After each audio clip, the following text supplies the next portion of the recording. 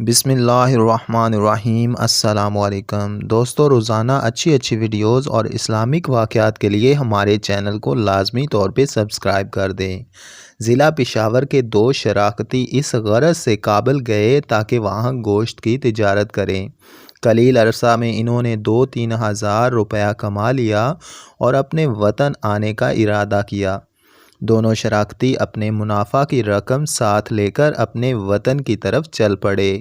جلال آباد کے قریب پہنچ کر انہوں نے ایک نابینا گداگر کو دیکھا جو راستے کے کنارے ایک بڑے درخت کے نیچے یہ صدا لگا رہا تھا: افسوس گردش دوران نے سب کچھ چھین لیا ہے، حتیٰ کہ آنکھوں کی نظر بھی چھین لی۔ کیا ہی اچھا ہوا اگر پھر ایک مرتبہ تھیلی پر روپیہ رکھنے کا موقع میسر آ جائے۔ بار بار وہ گداگر یہی جملے دہراتا تھا۔ دونوں شراکتی اس کے قریب پہنچ گئے اور گداگر سے دریافت کیا: بھائی، تم زمانے کی گردش سے نالاں کیوں ہو؟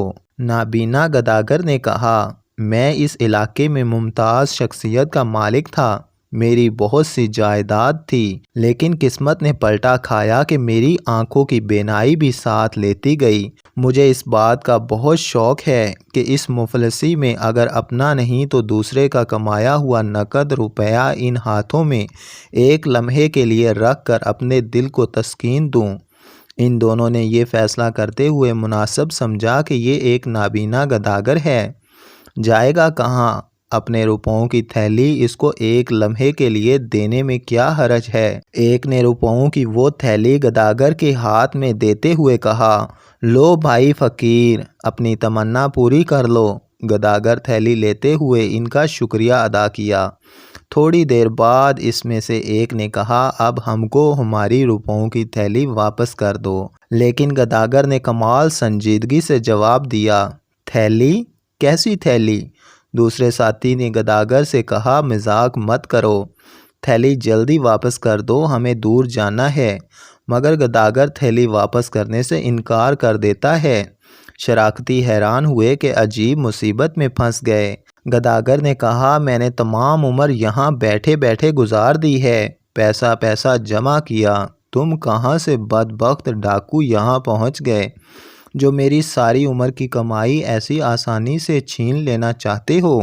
شراکتوں نے جب گداگر کے یہ الفاظ سنے تو حواس باختہ ہو گئے۔ گداگر اٹھ کر چلنے لگا تو دونوں نے اپنا روپیہ اس سے زبردستی چھین لینے کی کوشش کی، لیکن گداگر زور زور سے چلانا شروع کر دیتا ہے: ڈاکو ڈاکو، کوئی میری مدد کو پہنچے۔ پاس ہی بستی تھی، وہاں کے لوگوں نے جائے وقوعہ پر پہنچ کر ان دو شراکتوں کو ڈاکو خیال کرتے ہوئے گرفتار کر لیا۔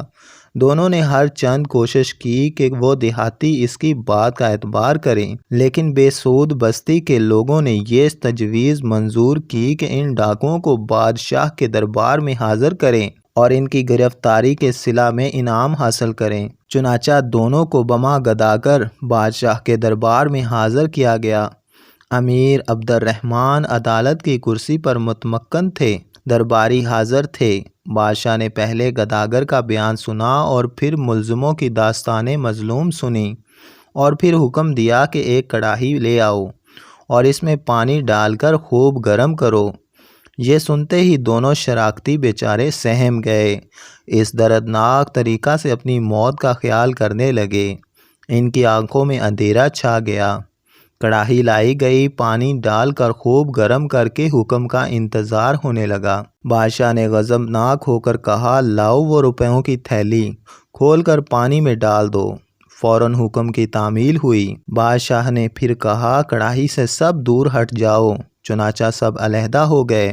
بادشاہ مسند انصاف سے اٹھا اور کڑاہی کے پاس آ کر گرم پانی کی سطح بغور دیکھ کر واپس چلا گیا اور حکم دیا: کڑاہی کا پانی گرا کر روپیہ شراکتیوں کے حوالے کر دیا جائے جو تھوڑی دیر قبل اپنی موت کا انتظار کر رہے تھے، اب خوشی کے مارے پھولے نہ سماتے تھے۔ بادشاہ نے فرمایا: نابینا گداگر کو مناسب سزا دی جائے۔ لوگوں میں چہمگوئیاں شروع ہو گئیں۔ قاضی نے جرأت کرتے ہوئے فیصلے کی تفصیل سننے کی خواہش ظاہر کی۔ بادشاہ نے فرمایا: جن دو شخصیتوں کو ملزم ٹھہرایا گیا تھا، در حقیقت وہ بالکل بے گناہ تھے، انہوں نے گوشت فروخت کر کے روپیہ جمع کیا تھا کیونکہ گرم پانی کی سطح پر چربی کے پگھلے ہوئے ذرات ظاہر ہوئے، جس سے ظاہر ہوا کہ یہ ان گوشت فروشوں کے ہاتھ کا میل ہے جو ان کے ہاتھوں پر گوشت کی چربی کی وجہ سے پڑتا تھا۔ وہ روپوں کو بھی لگ گیا تھا۔ بادشاہ کے اس فیصلے سے حاضرین دربار بے حد خوش ہوئے۔ دوستو، ایسی ہی مزید اچھی ویڈیوز اور واقعات کے لیے ہمارے چینل کو ضرور سبسکرائب کر دیں۔